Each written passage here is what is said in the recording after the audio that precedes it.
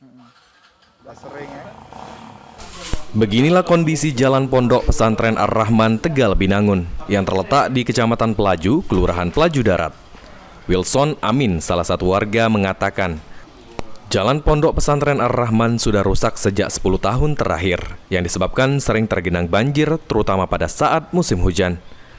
Meski sudah rusak sekitar 10 tahun, namun hingga saat ini belum ada upaya perbaikan yang dilakukan oleh pemerintah maupun dinas terkait. Akibatnya masyarakat Tegal Binangun melakukan tambal sulam jalan dengan menggunakan dana pribadi. T41. Oke Pak, untuk jalan ini namanya jalan apa Pak? Kalau jalan ini ada dua, jalan pesantren. Kalau kami di Pemerintahan Persatuan ini jalan OP2. Jalan.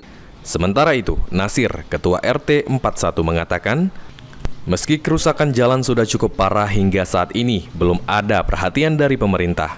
Selain itu, masyarakat dibuat bingung untuk perbaikan jalan Tegal Binangun menjadi tugas pemerintah Kota Palembang atau pemerintah Kabupaten Banyuasin. Lantaran hingga saat ini warga Tegal Binangun masih menginginkan menjadi warga Kota Palembang.